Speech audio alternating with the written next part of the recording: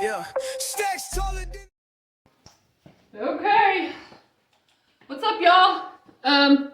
We had a nice warm Christmas, 70 degrees, and now here we are back in the, what was it, 23 a minute ago? 23. Guess what I'm working on? It's time to pull the GST engine. Woo! I'm draining fluids right now, so I'm going to start with draining fluids. I can't get my oil filter off. I changed my oil, did a tune-up on my BRZ yesterday, and I couldn't get the oil filter off. I had to buy a tool. I can't find, you know, the little wrench tool used for all of them? I can't find it. So I had to buy the little socket one, you know, the big round one, and I hate those because it started slipping, and I'm like, oh, God. I want the wrench one. I have to go to O'Reilly's tomorrow. AutoZone didn't have it. But, woo, the coolant's draining really good now.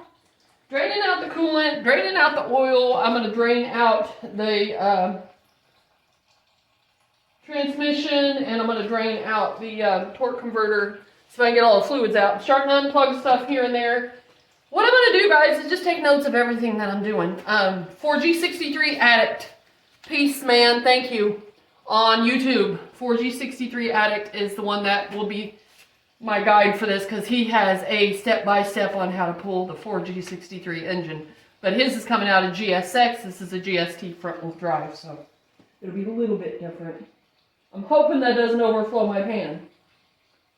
What do you do with the antifreeze when you're done? Any ideas?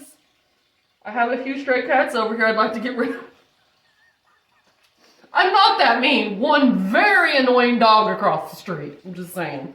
Maybe they're thirsty. I'm not that mean, I'm kidding. Okay, so as I start unplugging stuff, I unplug 2 fan plugs here. I'm going to write it down. I'm going to keep notes of everything that I've done, taking pictures of all the major stuff that I'm doing so that I can put this back together. Guys, I'd say this engine is fried. So he said that it just wouldn't start anymore. He didn't say he blew the engine through a rod. He didn't say, but I do know if you try to plug in the battery, what happened when I tried to plug in the battery. I've had no power to this car since I bought it. Very annoying. I put the positive side on here, and I had redone these wires on here, and then I put the negative side on, and it popped, smoked, and burnt an indention into the prong, the top of the battery. Yeah, the metal prong. It burnt an indention into it. I was like, shit, and unplugged it. Hey guys, I should have done the video sooner, and sorry you can't see me very well. It's kind of dark in this garage. It's kind of hard to see. I should have done this sooner and showed you guys what I was pulling apart. I'm kind of stuck on these cables back here on the back of the firewall. Figure out how the hell to pull that out of there.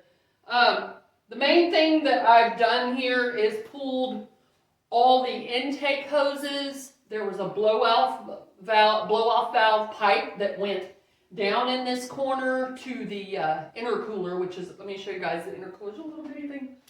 Pulled off the intake pipes, the air intake, all that stuff. This is the intercooler, if you guys can see it, that came out of the Mitsubishi. Hey, little bitty sucker. I've got a monster. Show you guys what I'm putting in there. Boom! That's what goes in there. Yeah. This is what came out. But when you take this out, it's attached to a piping that's attached to your blow-off valve. And that is all kind of over by your fuse box. So here is the here's the stock blow-off valve and piping that I pulled out of a hole, and it goes down on the passenger side of the Eclipse, and that little intercooler's hanging there, and I just threw oil all over the damn floor when I picked that up. That was smart. Pulled off the intake pipes, the down pipe for the turbo was in there, and it went over to the intercooler, and then you got your blow-off valve pipe that goes into the top of your intercooler. Any little vacuum lines, hoses, attached to the coolant. Radiator hoses I pulled out yesterday with the radiator, the top and bottom front mount hoses. Now I'm working on the wiring harness. So the best thing to do to get your wiring harness out is start unplugging everything from the intake and the back of the engine. And the side of the engine that you can get to. So right now we can only get to the passenger side. So, and let me tell you guys, I've done this before. You guys know I've done this before. The 4G64 is a little bit of a different engine because this is the 4G63, this is the turbo. When the turbo engine that's over here, my ex-wife did help me pull that, and she's a little more mechanical than me, but guys, I'm learning. I'm proud of myself. This is what I want for New Year's. I want my car running. And it's gonna be a bit before I get it running, but I'm gonna get this engine out very soon. So anyway, unplugging all that. If you guys run into your, correct me if I'm wrong guys, but it's TPS sensor maybe on top. I'm gonna show you guys.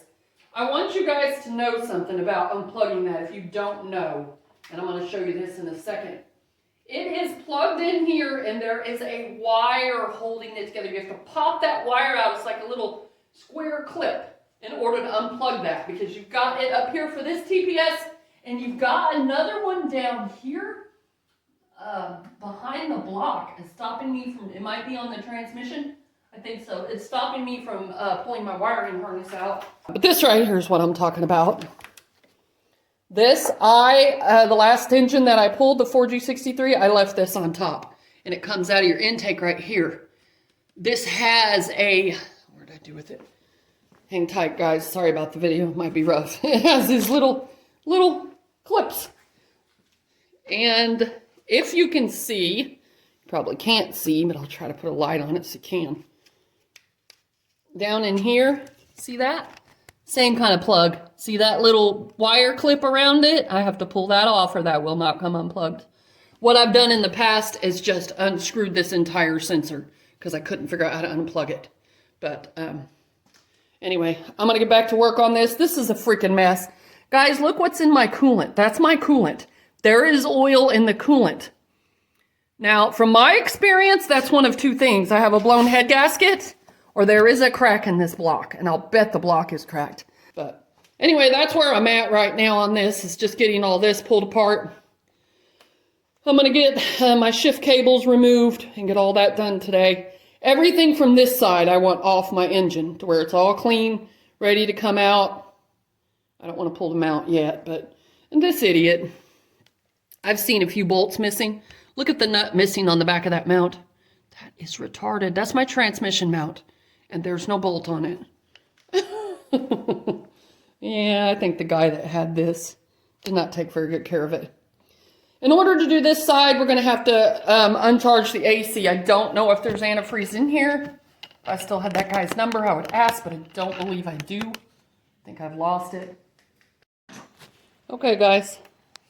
Trying to disconnect everything. I finally got the pin out of, where to go? This plug right here. It has a little square pin that goes in here. Okay, it's gone. I don't know where it is. Under the car. In Ozland somewhere. I don't know. And I thought I had my wiring harness pretty much out of here except for the firewall. And then there is something, and I haven't pulled one of these engines by myself, so like I said, all this stuff, some of this stuff is different than the 4G64 I pulled by myself. This is down in here behind the block, and I don't know what that's attached to. I need to disconnect that though, and I can't seem to figure that out.